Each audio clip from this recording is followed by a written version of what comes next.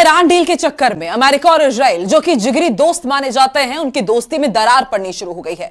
दावा किया जा रहा है कि ईरान ने दो टूक कह दिया है कि वो किसी भी कीमत पर अपना यूरेनियम ना तो देगा और ना ही नष्ट करेगा। ईरान की इस शर्त के बावजूद अमेरिका ईरान से डील करने में जुटा हुआ है, जिसे लेकर नेतन्याहू बुरी तरह से बौखला गए हैं। देखिए ये स्पेशल रिपोर्ट।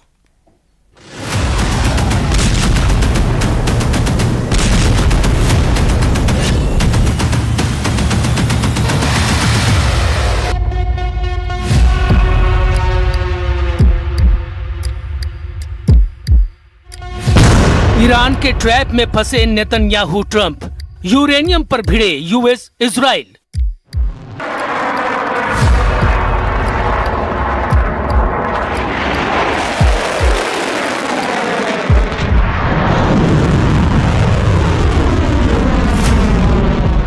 लगभग 90 दिन से ईरान की इजराइल और अमेरिका से जंग और भीषण तनाव चल रहा है। हैरानी की बात तो यह है कि लगभग 40 दिन की सीधी जंग में अमेरिका और इजराइल ईरान से अपने वो टारगेट अचीव नहीं कर पाए हैं जो उनका मेन मकसद था। पहले बारूद से दहलाकर ईरान को दबाने की कोशिश, लेकिन जब बारूदी फॉर्मूला फुस निकला तो बातचीत के फॉर्मूले पर राष्ट्रपति ट्रंप आ गए हैं। लेकिन अब बातचीत का फॉर्मूला भी ईरान पर कारगर नजर नहीं आ रहा है, तो अब ट्रंप दोस्ती का फॉर्मूला इस्तेमाल करने की कोशिश कर रहे हैं। दावों के मुताबिक अब अमेरिका ईरान पर सीधा बड़े हमले से बचने की कोशिश कर रहा है और ईरान की अरब देशों और इजराइल से दोस्ती कराने के चक्कर में पड़ गया है।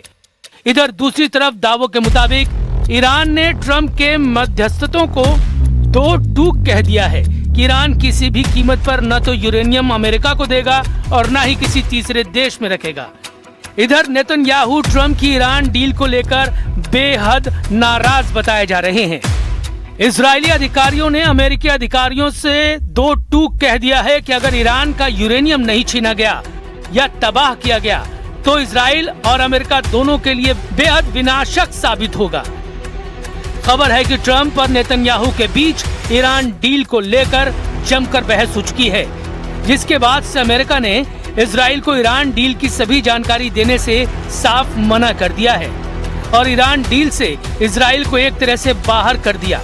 उधर दावा किया जा रहा है कि 8 अप्रैल से चल रहे सीज फायर का फायदा ईरान ने जमकर उठाया है और अब ईरान के super weapon full active mode में आ चुके हैं। यहाँ तक कि ईरान की राजधानी तेहरान में ईरान ने अपनी एडवांस और घातक मिसाइलों का प्रदर्शन भी करना शुरू कर दिया है। ईरान डील से घबराया इजराइल, ट्रंप का यूरेनियम हमला फेल।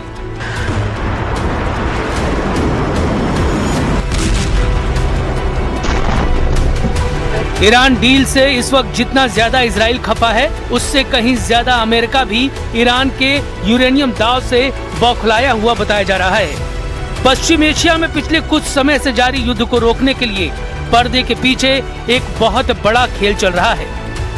न्यूयॉर्क टाइम्स की रिपोर्ट के मुताबिक दुनिया की सबसे बड़ी महाशक्ति अमेरिका और उसका पुराना दुश्मन ईरान एक समझौते के बेहद करीब पहुंच गए हैं।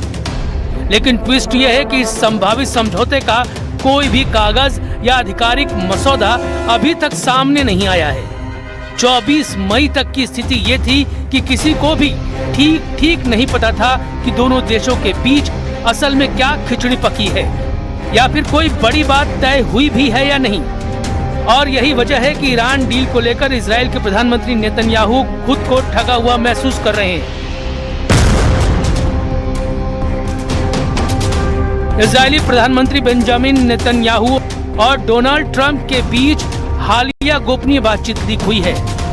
मीडिया रिपोर्ट्स और अमेरिकी इजरायली सूत्रों जैसे CNN और एजियोस के हवाले से इस गोपनीय बातचीत के कई हिस्से सामने आए हैं, जो दोनों देशों के बीच ईरान नीति और क्षेत्रीय सुरक्षा को लेकर गहराते मतभेदों को दर्शाता है। नेतन्याहू ने दो टूक कहा है कि किसी भी शांति समझौते की पहली शर्त ईरान के सभी यूरेनियम संवर्धन केंद्रों को पूरी तरह से ध्वस्त करना होनी चाहिए।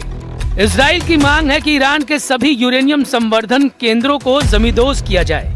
ईरान ने अब तक जो भी संवर्धित परमाणु ईंधन तैयार किया है उसे देश के बाहर ट्रांसफर किया जाए। सीमित या कमजोर परमाणु समझौता इजराइल को मंजूर नहीं है। ईरान का 441 किलो संवर्धित यूरेनियम नष्ट होना चाहिए। वहीं दूसरी तरफ डोनाल्ड ट्रंप ने नेतन्याहू के बेहद आक्रामक रुख को पूरी तरह स्वीकार नहीं किया। ट्रंप की लीक हुई रणनीति में ये भी पता चला कि ट्रंप ने वॉशिंगटन में अपनी नेगोशिएशन टीम और इजराइल को साफ संदेश दिया है कि वो समझौते के लिए उतावले ना हो। ट्रंप का मानना है कि समय अमेरिका के पक्ष में है, लेकिन हैरानी की बात तो ये है कि ट्रंप के तमाम दावों के बावजूद ईरान ने दो टूक कह दिया है कि ईरान यूरेनियम ना तो देगा और ना ही नष्ट करेगा।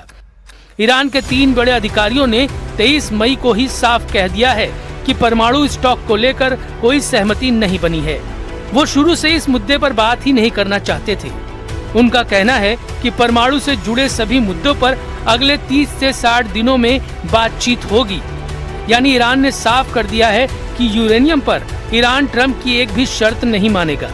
यही वजह है कि इजराइल इसे लेकर बेहद परेशान है। हालांकि ट्रंप का दावा है कि ईरान को ना तो परमाणु बम बनाने देंगे और ना ही यूरेनियम रखने देंगे। No, we get the highly enriched. We will get it. We don't need it. We don't want it. We'll probably destroy it after we get it, but we're not going to let them have it. पश्चिम बंगाल से बड़ी खबर आपको बता दें, कल से लेकर आज तक बंगाल में 30 बांग्लादेशी नागरिकों को हिरासत में लिया गया है। अवैध रूप से ये जो नागरिक है बांग्लादेश से आए हुए थे और अभी फिलहाल इन्हें हिरासत में रखा गया। मुर्शिदाबाद में सबसे ज्यादा 18 बांग्लादेशी नागरिकों को पकड़ा गया है।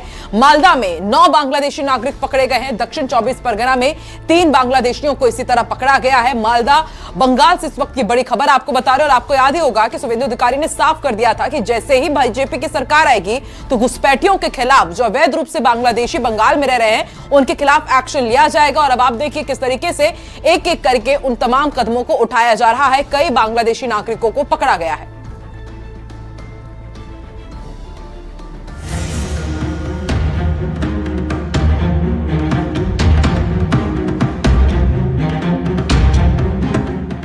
पश्चिम बंगाल के उत्तर 24 परगना जिले के हाकिमपुर बॉर्डर इलाके में एक बार फिर लोगों का जमावड़ा शुरू हो गया है।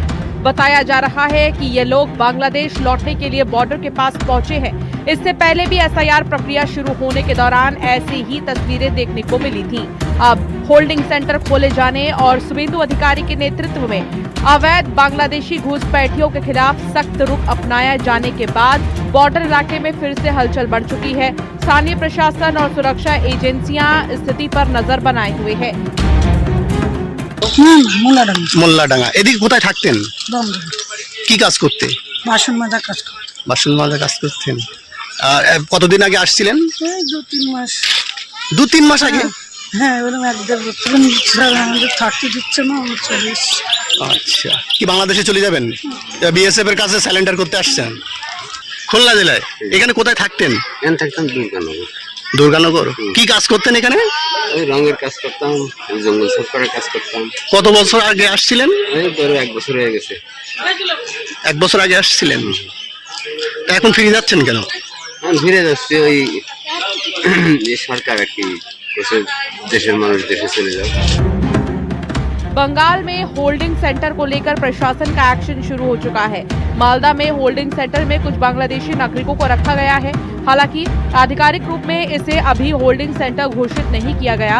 पुलिस ने मालदा जिले के गाजौल पुलिस स्टेशन इलाके में पांडुआ इलाके से 9 बांग्लादेशी नागरिकों को हिरासत में लिया और उन्हें अघोषित होल्डिंग सेंटर में रखा गया है। यहाँ का कोई घुसपैठिया नहीं और उसको रहना नहीं दिया जाएगा। उसको चून निकालेगा और यहाँ से उसको जहाँ तक भेजना है वहीं पे भेजेगा। तो वो शुरू हो गया, उदय शुरू हुए चाकू। बंगाल के बीजेपी अध्यक्ष ने एक दिन पहले ही कहा था कि भारत किसी के लिए धर्मशाला नहीं है। बीजेपी की पॉलिसी क्लियर है, डिटेक्ट, डिलीट और डिपोर्ट, यानी घुसपैठियों को ढूंढो, रिकॉर्ड से हटाओ और देश के बाहर निकालो। राजा कंसा पासी के किले को लेकर के पासी समाज की ओर से अगर कोई दावा प्रस्तुत किया गया है तो इसको लेकर के अवधेश पासी के पेट में दर्द क्यों हो रहा है? क्योंकि उन्हें मालूम है यहां मजहबी तुष्टीकरण का उनका एजेंडा है। सामने जब भी खास समुदाय के लोग होते हैं ना तो अवधेश पासी जी का सारा समाजवाद दरकिनार हो जाता है। भारतीय जनता पार्टी का इससे कोई सरोकार नहीं है।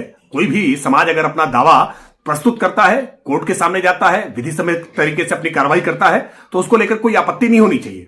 लेकिन अवधेश पासी जी जिस तरह से मजहबी तुष्टीकरण में पासी समाज को बिल्कुल खारिज करने का काम कर रहे हैं, ये दुर्भाग्य। बीजेपी ने घुसपैठियों को बंगाल से बाहर करने का जो वादा किया था, उस पर एक्शन शुरू हो चुका है। बीजेपी बार बार कहती आई है कि बंगाल में घुसपैठिए हैं। आरोप ममता बनर्जी पर लगाए गए कि वो घुसपैठियों को वोट बैंक के तौर पर इस्तेमाल करती है। Bureau report, news 18।